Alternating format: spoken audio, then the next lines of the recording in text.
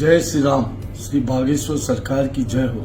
मैं गौतम टेटवाल, कौशल विकास एवं रोजगार मंत्री, अवंतिका उज्जैनी का, बाबा महाकाल का सेवक होने के नाते आप सबसे करबद्ध निवेदन करता हूँ।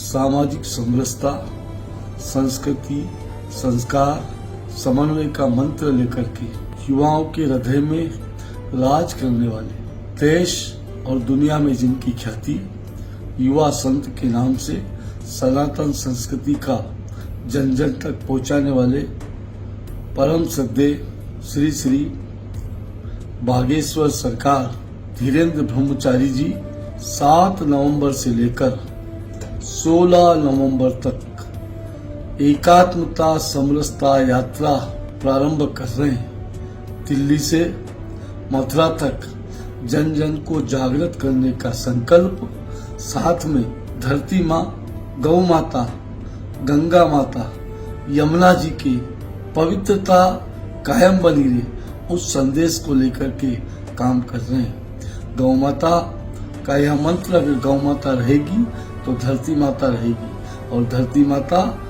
अन्न देने की क्षमता अगर धरती माता की रहेगी तो गौ माता की कारण रहेगी।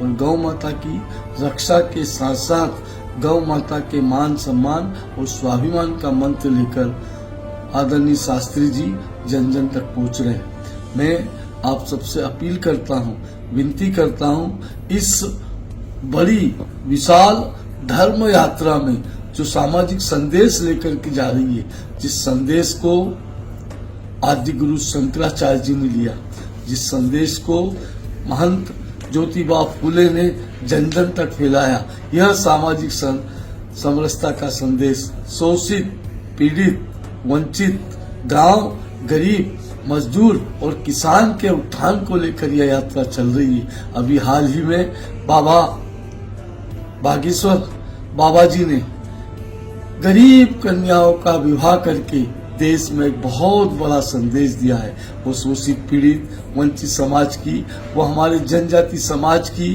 वो अनुसूचित जाति समाज की बहनों का विवाह करके उनको मंगल सूत्र में बांध करके देश को एक नया मैसेज दिया है। बहन शक्तिशाली होगी, मातृ शक्तिशाली होगी, माता का सशक्तिकरण का, कन्या की पूजन का, सशक्तिकरण का संदेश, ये सांस्कृतिक एकता का संदेश बाबा लेकर के आ रहे हैं। और सनातन संस्कृति जीवित तभी रहेगी, हमारे सांस्कृतिक मान बिंदु तभी जीवित रहेंगे जब बाबा जैसे युवा संत जन जन तक लोगों को धार्मिक आस्था के साथ हमारे उन मान बिंदुओं को पुनः स्थापित करने के, जो गुलामी की जंजीरों में भारत जकड़ा हुआ था, वो गुलामी की जंजीरों को समाप्त करके जो भारत में सांस्कृतिक एकता, साथ ही हमारे युवाओं को जो गलत पढ़ाया गया था आजाद भारत के बाद में, जो संस्कृति को बिगाड़ने का काम किया था, तोड़ने का काम किया था, उस भारतीय संस्कृति को पुनः स्थापित करने के लिए ऐसे युवा संत विवेकानंद, कभी विवेकानंद के रूप में आते हैं तो कभी रामकृष्ण परमहंस के रूप में आते हैं तो कभी दयानंद सरस्वती के रूप में आते हैं।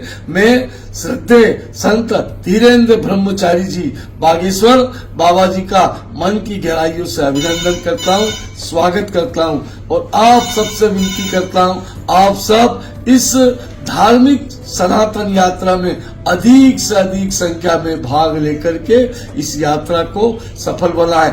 ध्यान रहे 7 नवंबर से 16 नवंबर तक हरियाणा, उत्तर प्रदेश और दिल्ली प्रदेश के गांव-गांव में बाबा हिंदू समाज को, हिंदू संस्कृति को संबोधित करेंगे। बहुत बहुत धन्यवाद। बागेश्वर सरकार की जय हो। जय श्री राम। महाकाल महाराज की जय।